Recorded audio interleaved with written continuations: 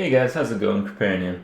So last night I did a Vol Oversoul on Merciless on my Manmode character. So this is a melee only solo self-found during the 1 week race. The character when I did the kill had, I believe, less than 1 day playtime, so less than 24 hours, and it went pretty well. It's playing in the background here. You guys can check out kind of the strategy stuff, which I'll discuss shortly. But I also want to discuss the viability of melee, pretty much the problems that I've run into and the advantages at the same time. So people who are interested in playing melee can kind of understand what the deal is, and maybe you can compare my opinion on the matter to how things will change in the future. Because as we know, the developers of Path of Exile are actively trying to change the way it interacts with certain monsters and with groups.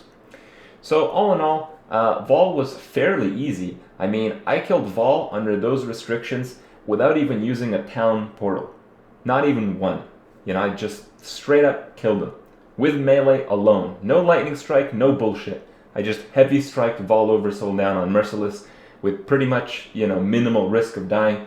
Most of the risk that I would have had is based on like lag, desync, and things that most players would have to deal with. Which, all in all is fairly impressive considering the fact that, I went with this character with fairly garbage gear. My resistances are something like 40 fire, 0 cold, and like 50 something lightning. So that's why the lightning attack kills me nearly one hit, because my lightning resistance is not capped. I don't have a single cap resistance when I'm doing this encounter.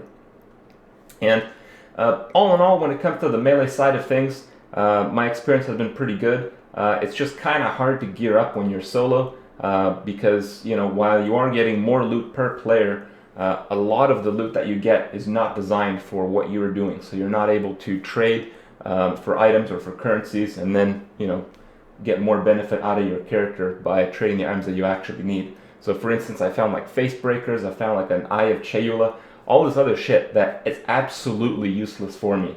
But it's pretty rare, it's fairly valuable, but because of the rules set in the Manmode competition that we set up, I can't really benefit from any of it. So the gear that I have is really bad, and that is a large problem to it. But, in the kind of social online game, trading a little bit I feel is fairly reasonable. The other side is that when I'm playing solo as a melee, I kind of focused my character around doing large amounts of damage in a few hits. So it's very efficient if I can one-shot or two-shot the monsters that I'm facing, and very inefficient if I have to kill them on like 7 or 8 hits. So the reason this is relevant is because this is largely what's going on with a lot of melee characters. When they're soloing, they're one-shotting the mobs, they're two-shotting the mobs, they're doing great. When they're in groups, if they're in a full group, the mobs have 3.5 times more life. So if they were going to tangent on their own and kill some more monsters on their own, they wouldn't really be able to do that very effectively because, their efficiency comes from quickly killing stuff. If the stuff has 3 times more life, you're just wasting a lot of time there.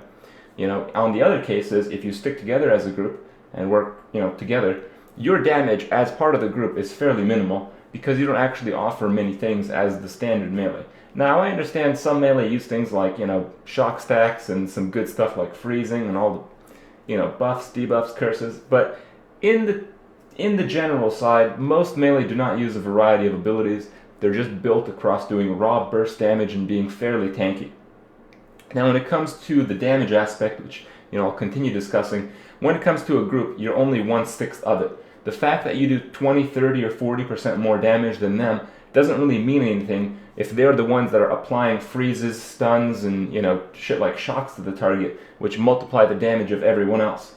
So when it comes to just the fact that you're doing raw damage, it doesn't really mean anything. It's good, but it doesn't really shine as it does in a solo game. The other side is the defensive side. So when you're a melee, obviously you assume more risk because you're in closer contact to the monsters. The monster is right in front of you when you're hitting it. If it's not getting stunned, if it just does a shitload of damage, it's probably going to have a decent chance to hit you when you compare your position to those of the guys behind you. And when it comes to this game, it's built around the fact that you have to survive certain extreme situations. And on the high end of things, while some people may not encounter this, in the very late stages of people who do maps in hardcore, in the 90s for instance, and level-wise, a ranged character is going to have just as much survivability as a melee character. It's not really the case where the melee character can tank more hits. That's not the case in Path of Exile. You can build a ranged character exactly the same like you can a melee character, but use a ranged ability. The other thing is that on the defensive note, if you really want to build a really tanky build, and you're there as a tank for your group, you're really not that effective. If you really want something to tank stuff, you would bring a summoner or a class that uses totems or like freezing. The reason is that the monsters, while they often pick the closest target, and other times they don't. So even though you're up there, you're in it, you may be stopping maybe half the targets from reaching your group. But if you had a summoner with like 30 minions, he'd practically stop all of them. With totems, similar idea. With like freezing, the mobs won't even be attacking anything at all. So in terms of the defensive group utility, it's actually fairly low as well, and it's kind of lackluster.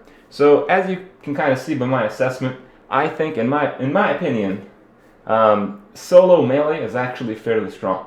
If you want to play a solo character in this game, if you want to go from the ground up, a solo melee is actually a pretty good idea, but if you do it on hardcore, you really have to play very carefully, because most of the things that can kill you in this game, are not going to be known to a player who's not very experienced. And if you're a melee character, those things are, much closer to where you are than if you're a ranged character. So being able to see them as they're happening is much more difficult. So the knowledge aspect is really big, but if you take it slow, I feel you'll do pretty well. In terms of the grouping, it's pretty bad, because you really can't offer much utility, and you assume more risk than any other player would.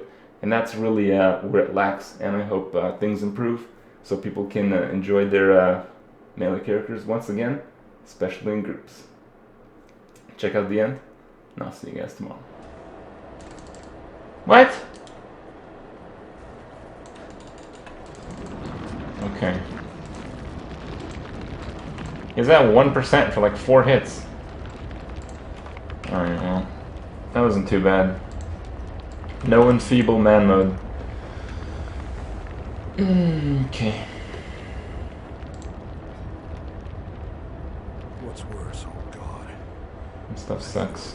Like the worst drops in the world. That it was a mortal